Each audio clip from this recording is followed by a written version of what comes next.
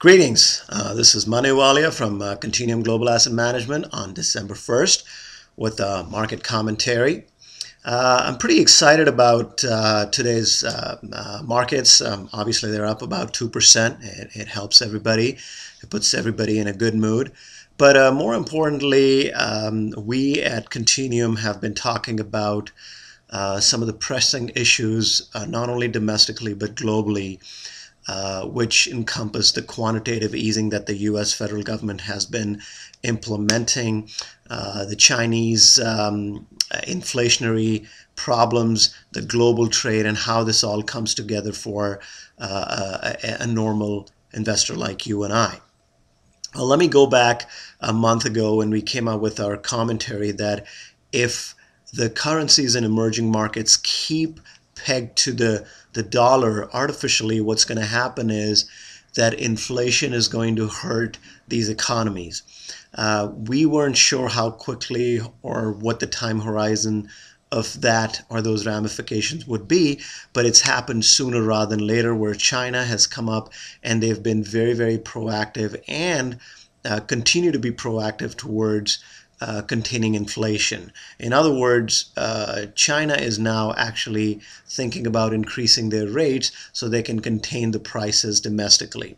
It's the same thing in India. India is very, very concerned about their domestic inflation, despite the fact that their economy grew at about 9%. It was actually 8.9% for last quarter, after having grown at about 8.6% for the previous quarter. In other words, emerging economies are doing exceptionally well, and the primary reason is that they've got consumers in Europe and in the US. Now, when we come back to the US, obviously we're coming out of a tumultuous 2 years in 2008 and 2009, and now we've gotten to the point where this morning the ADP report, which talks about employment in the private sector, was a very convincing number. They grew by about 90 to 95,000. The numbers are not exact, but in that range. And they're saying that there are more jobs being created in the private sector, which we really want.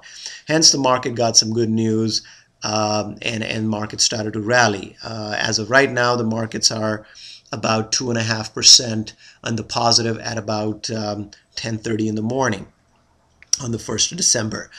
Another factor which really impacted on the positive side is that Ireland and Portugal will be bolstered by the economic quantitative easing or other measures that the European Union, is taking to bolster their economies.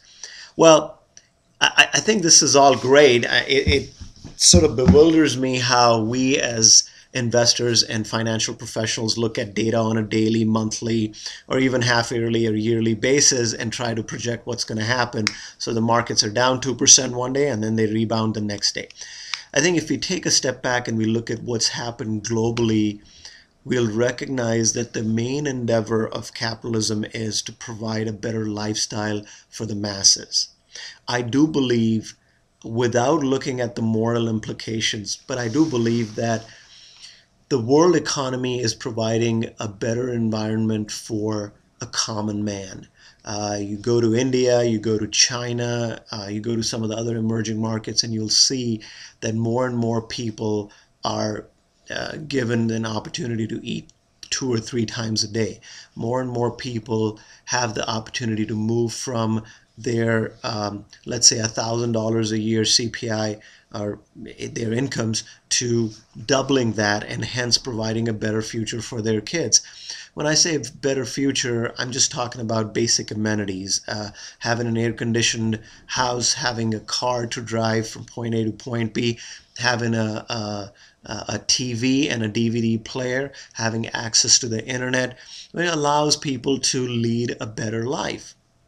So if we can look beyond, and we've mentioned this so many times in our commentaries, if we can look beyond the day-to-day numbers of what's happening in the United States or China or India, we need to focus on what global trade has done for the global economy.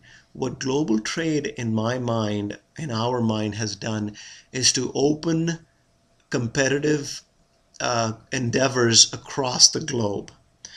We have wage pressures throughout the world because China is competing with India, India is competing with Vietnam, Vietnam is competing with Malaysia, with Brazil, and Brazil is competing with China. So it creates pressure on wages, downward pressure. Um, what happens with that is most of these countries or respective countries are trying to increase the productivity of their workers. That was a number this morning on the US that the productivity increased. So what that does is that a computer that we were paying $5,000 6 years ago, we can go out and buy it for $500 with better chips in it. Overall, I'm very, very constructive and positive on the markets. I do believe that you cannot blindly go out and just spray and pray and expect to do well in the markets. There are times when you have to harvest your profits, and there are times that you have to take your losses. So we can get into the nitty-gritties of individual portfolio management. To a certain extent, we are all at the mercy of institutions because they are the ones who are looking at fundamental variables and pretty much developing most of the models that we look at.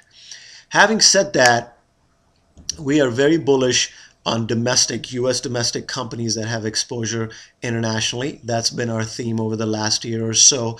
And we believe that investors who have followed that have done pretty well with blue chip companies like McDonald's, Yum Brands, Caterpillar, Coca-Cola, even some of the banking institutions which haven't done well from a price perspective, but I believe that they will do well over the next 2 to 3 years when the financial sector starts to stabilize.